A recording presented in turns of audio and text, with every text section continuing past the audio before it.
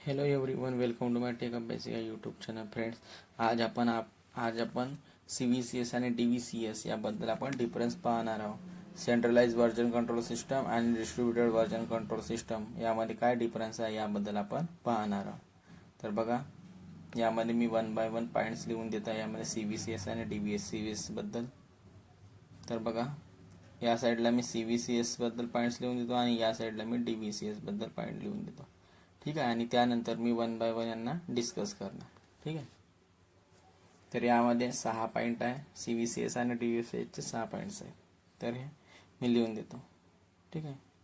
CVCSचे first point येतो, in CVCS a client need to get a local copy of source from source, do the changes and commit those changes to central source on server.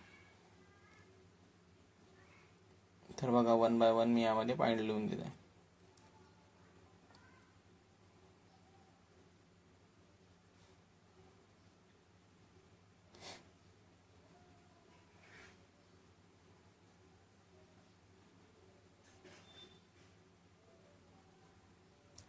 Source from source, do the changes and commit those changes to central source on server.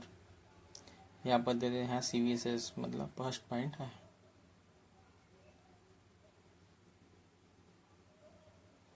यामध्ये तुम्ही आपली notes पण बनवू शकता.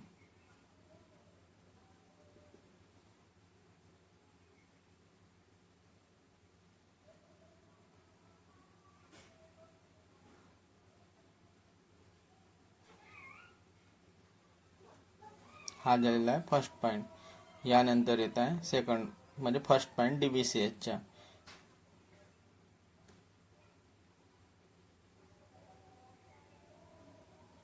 In DVCS म्हणजे distributed version control, each client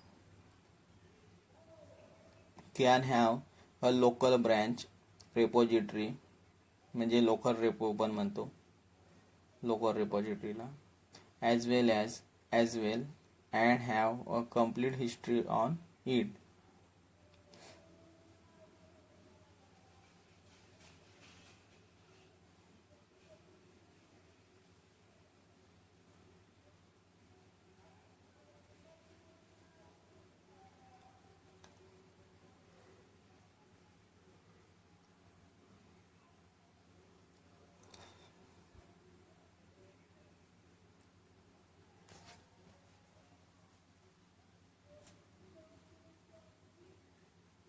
Client need to push the changes to branch which will then be pushed to server repository.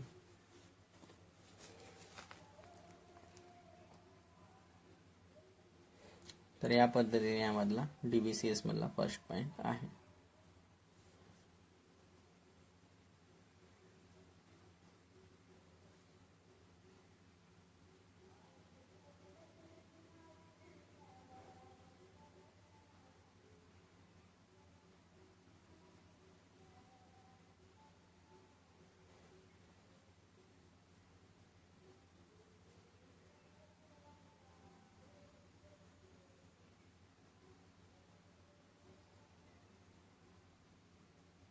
Server repository. ठीक आहे. या पद्धतीने हा फर्स्ट पॉइंट आहे CVCS आणि DVCS मधला. यामध्ये मी पहिले 6 पॉइंट्स लिहून देत आहे 1 बाय 1. त्यानंतर याला मी यामध्ये मी पूर्णपणे मराठी आपल्या लोकल लँग्वेजमध्ये सांगणार आहे की काय होते. तर ठीक आहे. CVCS system are easy to learn and setup. कावर कारण की सेंट्रलाइज व्हर्जन कंट्रोल सिस्टम आहे. यामध्ये सर्व डेटा एकाच जागी store.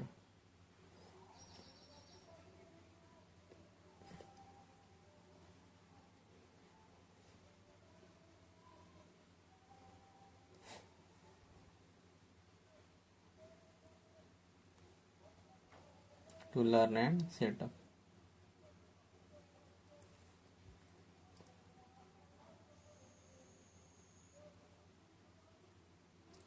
DVCS systems are difficult for beginner.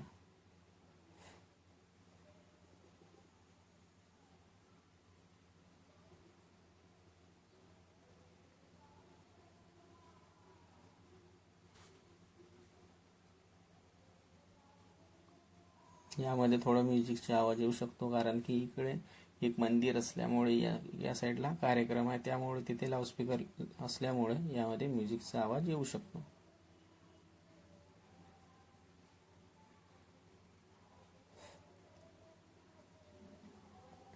Needs to be remembered.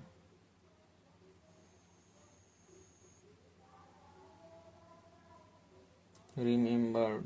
ठीक आहे. आता हे यामध्ये 2 पॉईंट झालेले. आता आपण यांना इरेज करून तिसरा पॉईंट लिहून देतो. ठीक आहे.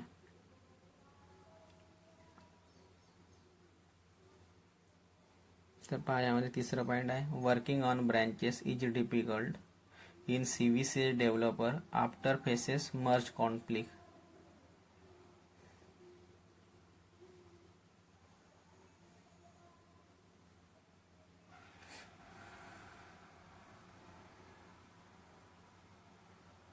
difficult in CVCS developer after faces merge conflict.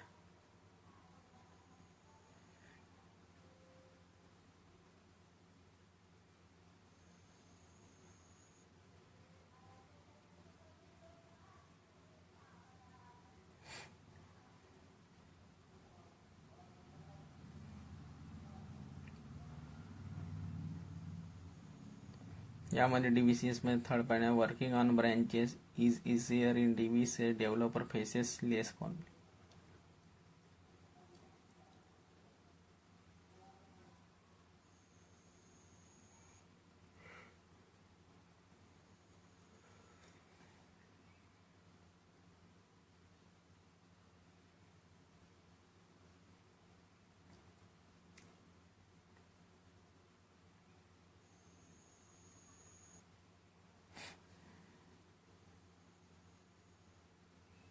यामध्ये चौथा पॉईंट आहे, CVCS system do not provide offline access.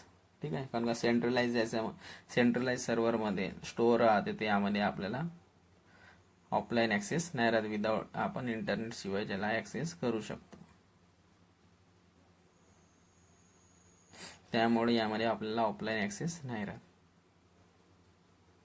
यामध्ये चौथा पॉईंट आहे, DVCS system are working file on offline mode as a client copy the entire repository on their local machine.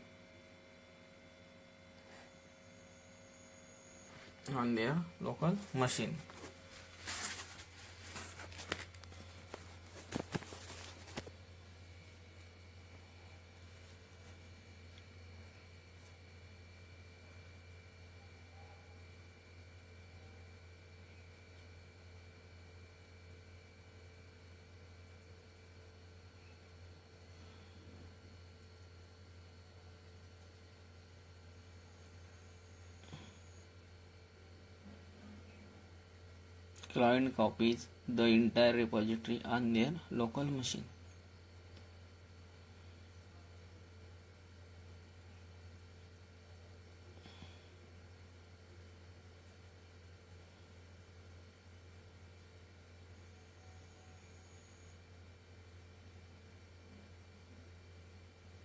आता यामध्ये 5वा point आहे, CVCS is slower as every command need to communicate with server. CVCS is slower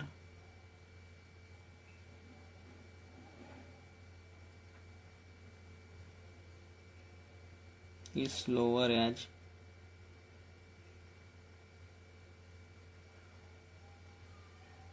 every command need to communicate with server.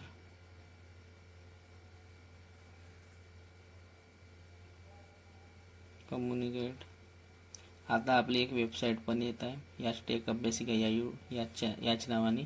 तर त्यामध्ये सर्व गोष्टी मराठीमध्येच असणार. तर त्यामध्ये मराठीमध्ये जसे मी लिंक्डइनमध्ये पोस्ट करतो, त्याच पद्धतीने मी त्या वेबसाईटमध्ये पण मराठीमध्ये पोस्ट करणार आहे. तर त्यामध्ये पण तुम्ही जाऊन वाचू शकता.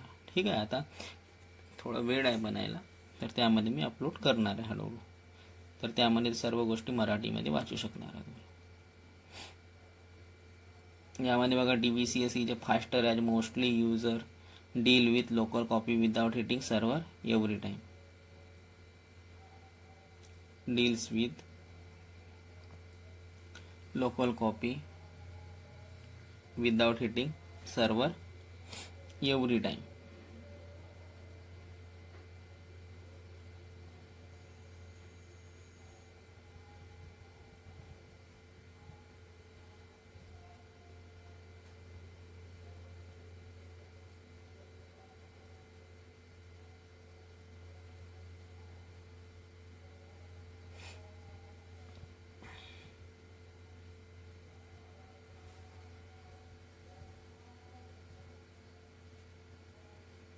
ठीक आहे, आता दिसत असणार.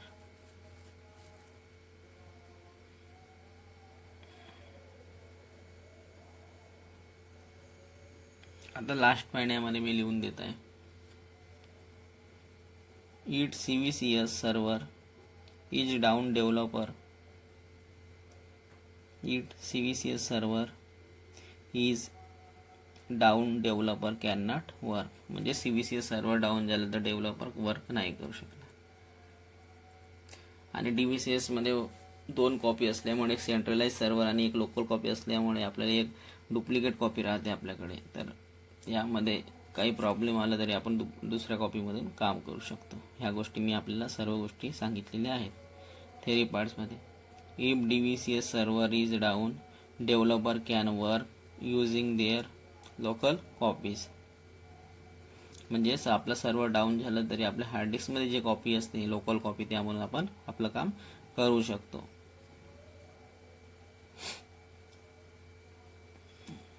Developer can work using their local copies.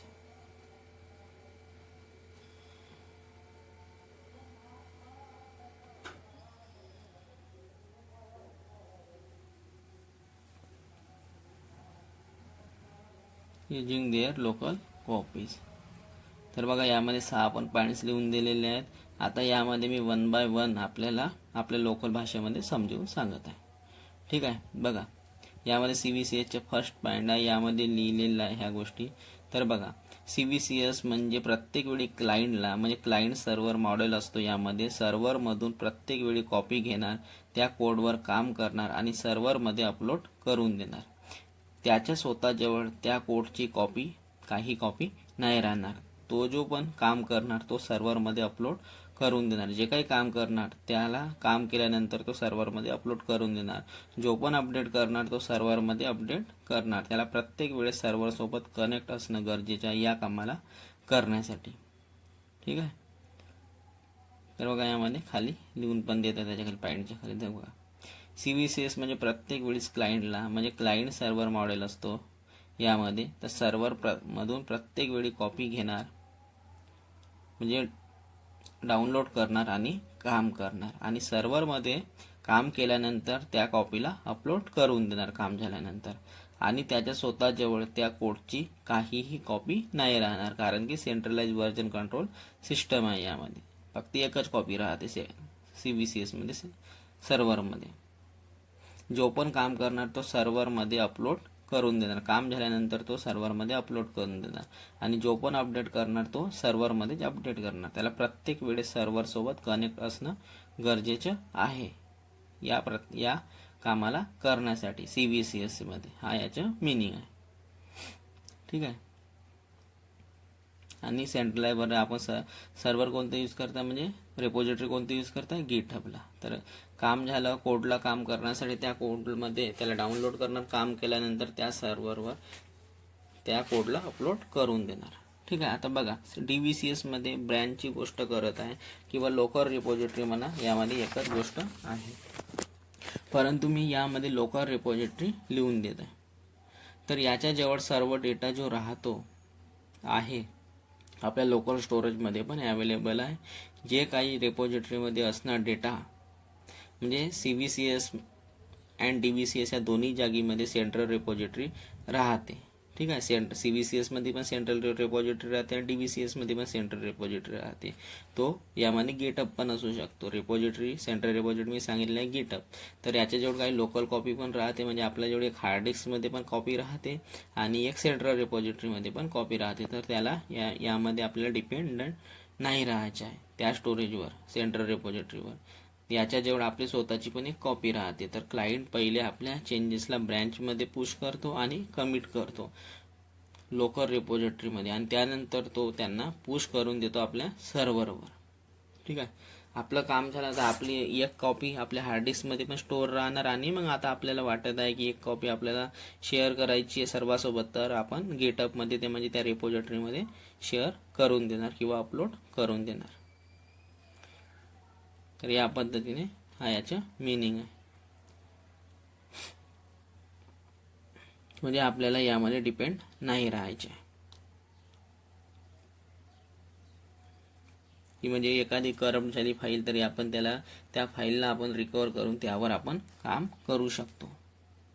किंवा आपल्याला इंटरनेटची सुविधा नाही आहे आपल्यावर जवळ, तर आपण आपल्या लोकल कॉपीला उचलून त्यामध्ये आपण कोडमध्ये काही चेंजेस करून आपण आपलं काम करू शकतो. यामध्ये डिपेंडन्सी नाही आहे. आपल्याजवळ सेंट्रल सर्व्हर पण आहे आणि यामध्ये लोकल सर्व्हर पण आहे, म्हणजे आपल्याकडे यामध्ये 2 कॉपी आहे आणि आपलं काम झालं तर आपण त्या कामाला पुश पण करून देणार.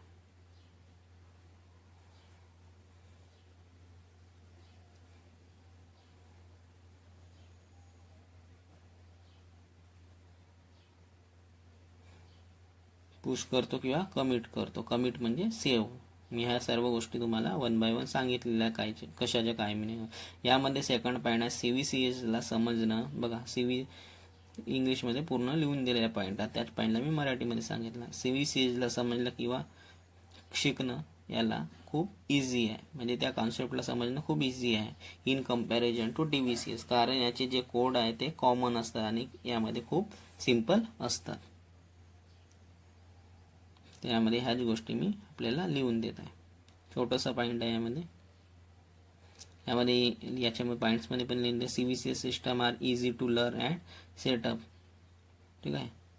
ह्या गोष्टी आपल्याला सर खूप इझी आहे आणि ह्या आपल्याला कॉमन आहे, सिंपल आहे समजायला. आता DVCS मध्ये बघा पॉईंट्स पण लिहून दिलं आहे. DVCS system are difficult for beginner, multiple commands needs to be remembered. म्हणजे जेव्हा की यामध्ये आपल्याला आपल्या कोडला काही वेगळ्या कमांड्स आणि कोडला लक्षात ठेवावं लागणार, परंतु एवढं पण डिफिकल्ट नाही. यासाठी प्रॅक्टिस असलं तर आपल्याला सर्व गोष्टी इझी राहणार, कारण की यामध्ये कमांड वगैरे पण लक्षात ठेवावं लागतात आणि आपल्याला कोड पण लक्षात ठेवावं लागतं की काही हे लिहिलं बा. तर यामुळे त्याला थोडं डिफिकल्ट मानलं जातं, परंतु आपल्याला प्रॅक्टिस असणार आणि कमांड लक्षात नसणार तर हा पण आपल्याला इझी वाटणार. तर हा याचे मिनिंग आहे या पॉईंटचे. ठीक आहे. यामध्ये गेटच्या खूप साऱ्या कमांड्स आहेत, जसं की गेट पुश, वेगवेगळ्या कमांड आहे यामध्ये. आणि आपल्याला कोणत्या पण गोष्टीची प्रॅक्टिस झाली तर सर्व गोष्टी इझी आहेत. यामध्ये तिसरा पॉईंट आहे वर्किंग ऑन ब्रांचेस इज. बघा वरती लिहून पण देत आहे CVCS आणि DVCS. Working on branches is difficult in CVCS. Developer after faces merge conflict. CVCS ब्रँचमध्ये काम करणं डिफिकल्ट आहे.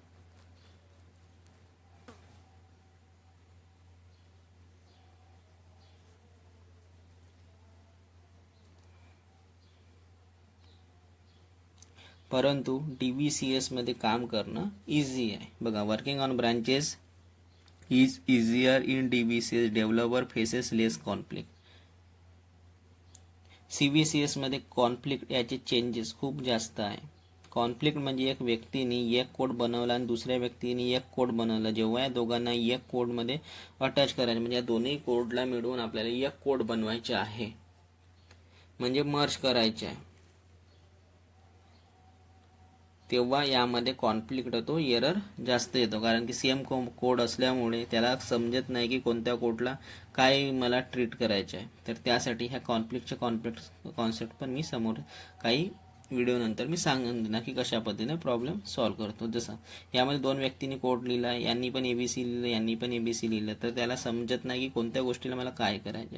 तर आपण यांना या फाईलला आपण एडिट करून यामध्ये चेंजेस करून आपण या कॉन्फ्लिक्टला सॉल्व्ह करतो. तर या पद्धतीने ह्या कॉन्फ्लिक्टचे कॉन्सेप्ट आहे. हा मर्ज करताना याप्रमाणे प्रॉब्लेम येतो कॉन्फ्लिक्टचा. ह्या गोष्टी पण मी सांगणार की कशा पद्धतीने कॉन्फ्लिक्टचा प्रॉब्लेम येतो किंवा एरर येतो आणि कशा पद्धतीने या गोष्टीला आपण सॉल्व्ह करतो, ह्या गोष्टी पण मी सांगणार आहे.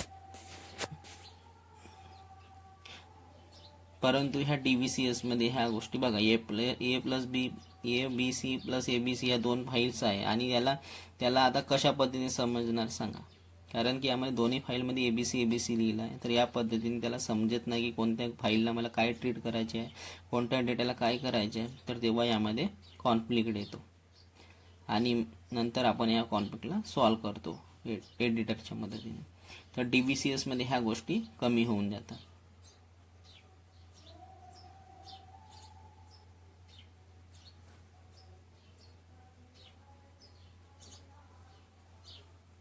CVCS मध्ये विना इंटरनेटने यामध्ये काम नाही करू शकत, कारण आपल्याला प्रत्येक वेळी सेंट्रल सर्व्हर सोबत कनेक्ट असणं गरजेचं आहे.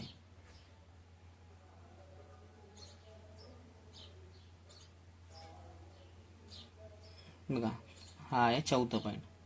4थं पॉईंटमध्ये बघा, मी सांगितलंच आहे 3ऱ्या पॉईंटमध्ये की DVCS मध्ये त्या गोष्टी कमी होऊन जातात. कॉन्फ्लिक्ट जो प्रॉब्लेम आहे तो त्यामध्ये सॉल्व्ह होऊन जातो.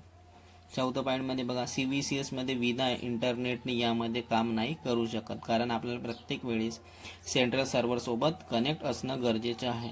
तर हा सर्वात मोठा डिसएडव्हान्टेज आहे. इंटरनेट नाही आहे तर CVCS मध्ये काम आपलं बंद होऊन जाणं काम करणं, कारण आपल्याला यामध्ये इंटरनेट असणं आवश्यक आहे. जसं की आपण AWS मध्ये लॉग इन करतो, तर विदाऊट इंटरनेट शिवाय AWS मध्ये आपण लॉग इन नाही करू शकत. आणि यामध्ये एक सेंट्रल सर्व्हर असल्यामुळे त्याला आपल्याला GitHubला ॲक्सेस करावंच लागणार काही पण काम करण्यासाठी, फाईलला ॲक्सेस करण्यासाठी. तर आपण आपलं कोड यामध्ये नाही लिहू शकणार विदाऊट इंटरनेट. जे पण काम करत आहे ते सेंट्रल सर्व्हर सोबत कनेक्ट होऊन करत नाही. तर हा यामध्ये एक डिफिकल्ट काम आहे, कारण की यामध्ये विदाऊट इंटरनेट आपण काम नाही करू शकत. तर आपल्याला प्रत्येक वेळेस यामध्ये सेंट्रल सर्व्हर सोबत इंटरॅक्ट करायचे आहे, कम्युनिकेट करायचे आहे, तर आपल्याला यामध्ये इंटरनेट असणं आवश्यक आहे. तर विदाऊट इंटरनेट आपण काहीही काम नाही करू शकणार CVCS मध्ये. इंटरनेट ना असणार तर आपण यामध्ये आपलं काम जे करत आहे ते आपलं बंद होऊन जाणार आणि आपण यामध्ये कोड पण नाही लिहू शकणार. जे पण काम करत आहे ते मध्ये आपण यामध्ये सेंट्रल सर्व्हर सोबत कनेक्ट होऊन काम करत आहे. जेव्हा आपण कॉन्सेप्ट यूज करणार तेव्हा GitHubला यूज करणार, तर आपल्याला इंटरनेट असणं आवश्यक आहे. विदाऊट इंटरनेट आपण गुगलला पण यूज नाही करू शकत. त्याचप्रमाणे आपलं सेंट्रल सर्व्हर आहे GitHub, याला पण आपण ॲक्सेस नाही करू शकणार. तर हा याचं CVCSचं खूप मोठं डिसएडव्हान्टेज आहे.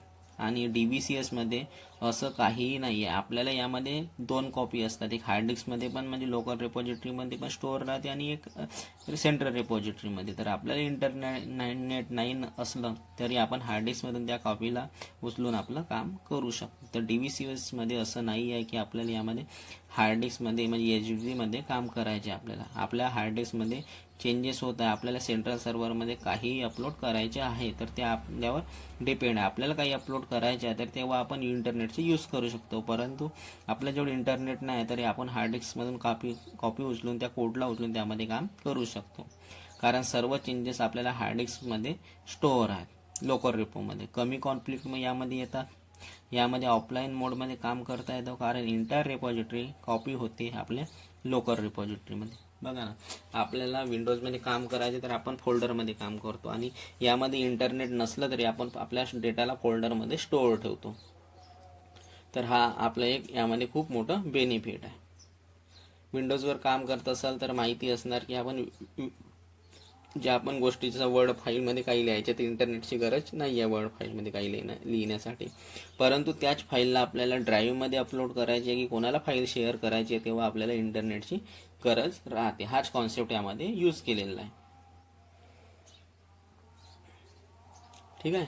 तर आता ह्या गोष्टी आपल्याला समजलं असणार, कारण की आपल्या लोकल रिपॉझिटरीमध्ये एक कॉपी राहते, कोड राहते, तर आपण त्यामध्ये चेंजेस करून त्याला सेव्ह करून ठेवू शकतो. आणि जेव्हा आपल्याला वाटते तेव्हा आपण इंटरनेटचे यूज करून रिपॉझिटरीला सेंट्रल रिपॉझिटरीमध्ये त्या कोडला अपलोड करू शकतो. आता बघा 5वं पॉईंट यामध्ये CVCS मध्ये इंटरनेटशी कनेक्ट होऊन सर्व्हरसोबत काम करावं लागतो. ह्या गोष्टी मी आपल्याला सांगितली आहेत की यामध्ये विदाउट इंटरनेट आपण CVCS मध्ये काहीही काम नाही करू शकत.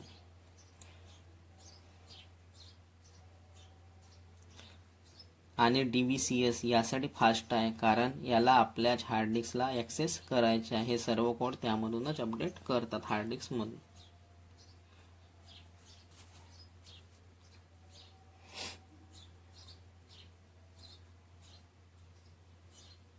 म्हणून याला DVCS फास्ट म्हणतात, कारण की विदाउट इंटरनेट पण आपण यामध्ये काम करू शकतो. आपल्या हार्ड डिस्कमधून कॉपी उचलणार, कोडमध्ये चेंजेस करणार आणि सेव्ह करून. आणि इंटरनेटची स्पीड वगैरे स्लो राहिली तर यामध्ये काम पण स्लो होतो. तर DVCS यासाठी फास्ट आहे, कारण याला आपल्या हार्ड डिस्कला ॲक्सेस करायचे आहे आणि त्यामध्ये सर्व कोडला त्यामधूनच आपल्याला अपडेट करायचे आहे. तर हा पॉईंट पण आता आपल्याला समजलं असणार. आता 6वा नंबरचे पॉईंट, CVCS सर्व्हर म्हणजे सेंट्रलाइज व्हर्जन कंट्रोल सिस्टम. म्हणजे सेंट्रल सर्व्हर गिटहब समजा डाऊन झालं तर डेव्हलपर कामच नाही करू शकणार, कारण की डाऊन झालेला आहे. तर तो इंटरनेट पण असणार तर त्याला ती कॉपी त्याला कोड आपलं मिळणार नाही, तर तो यामध्ये कामच नाही करू शकणार. इवन त्यांना कोड पण नाही मिळणार, कारण की सर्व्हर डाऊन झालेला आहे. तर त्याची सर्व मेहनत खराब जाणार किंवा तो पूर्ण दिवस पण त्याचा खराब होऊ शकतो, कारण त्याच्यावर कोडच नाही आहे तर तो काय काम करणार आहे. त्याच्या डेव्हलपरचं काम आहे की कोडवर काम करणं, तर त्याच्याजवळ काहीच नाही तर तो कशा पद्धतीने काम करणार. तर हा खूप मोठा डिसएडव्हान्टेज आहे सर्व्हर डाऊन झालं तर, कारण की यामध्ये एकच कॉपी राहते सेंट्रल सर्व्हरमध्ये.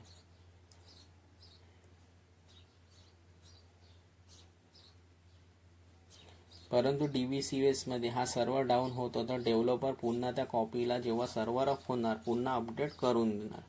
तर बघा, तो हार्ड डिस्कमधून आपला कॉपी उचलणार, काम करणार, आणि जेव्हा त्याला सर्व्हर अप होतो तेव्हा त्या इंटरनेटशी कनेक्ट करून त्या फाईलला अपलोड करून देणार. तर म्हणजे त्याच्यावर टाईम पण वेस्ट नव्हता आणि तो आपलं काम पूर्णपणे करू शकतो. त्याला यामध्ये काहीही प्रॉब्लेम नाही, आणि आपलं काम हार्ड डिस्कमधून त्या फाईलला उचलून काम करून घेणार, आणि त्यानंतर जेव्हा त्याचं सर्व्हर अप होत आहे तेव्हा त्या इंटरनेटशी कनेक्ट करून त्या फाईलला अपलोड करून देणार सेंट्रल सर्व्हरमध्ये म्हणजे गिटहबमध्ये.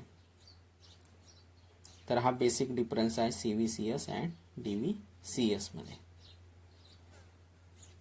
आणि त्याचा पूर्ण जो डेटा आहे तो सेंट्रल रिपॉझिटरीमध्ये येऊन जाणार. तर या पद्धतीने यामध्ये CVCS आणि DVCS मध्ये डिफरन्स आहे. तर आता आपल्याला हे 6ही पॉईंट्स आपल्याला समजलं असणार की कशा पद्धतीने CVCS आणि DVCS काम करतात.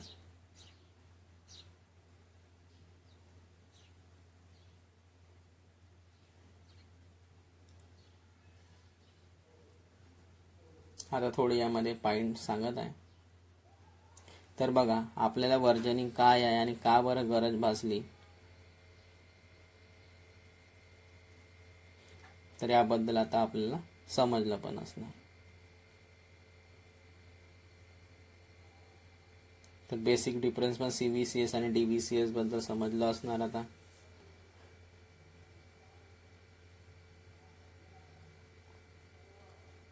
आपल्याला आता वर्जनिंग काय आणि का बरं गरज भासली या गोष्टीचे पण आपल्याला कॉन्सेप्ट आता समजलं असणार. गिट यासाठी शिकतो कारण डेव्हलपर आहे तो सर्वात पहिले कोड लिहितो, आणि आपल्याला वेगवेगळे कोड लिहावं लागतं. जसं एक कोड लिहिला, आता दुसऱ्या व्यक्तीने दुसरं लिहिलं तर तो दुसरं व्हर्जन झालं, त्यामध्ये आपण अपडेट केलं तर तो तिसरं व्हर्जन झालं. तर या पद्धतीने यांना आपण कोडमध्ये काही चेंजेस करतो त्यांना आपण व्हर्जन्स म्हणतो. वेगवेगळे यामध्ये व्हर्जन्स तयार होतात याप्रमाणे. तर गिट आपल्याला यासाठी शिकायचे आहे कारण की जो डेव्हलपर आहे तो सर्वात पहिले कोड लिहितो. आपल्याला कोड लिहायचे नाही आहे, परंतु गिटमध्ये काम करणं मॅन्डेटरी आहे.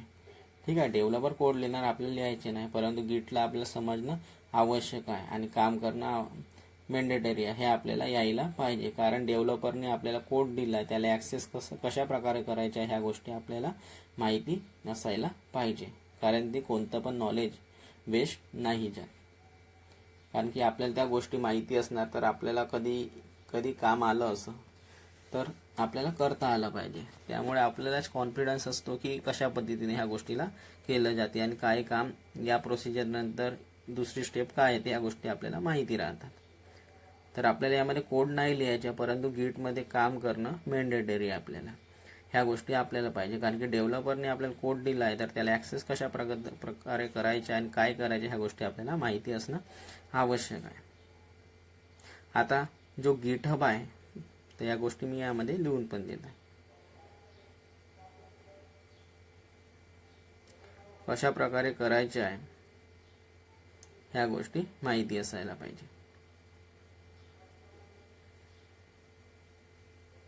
यानंतर गिटहब जो आहे तो मायक्रोसॉफ्टचा आहे.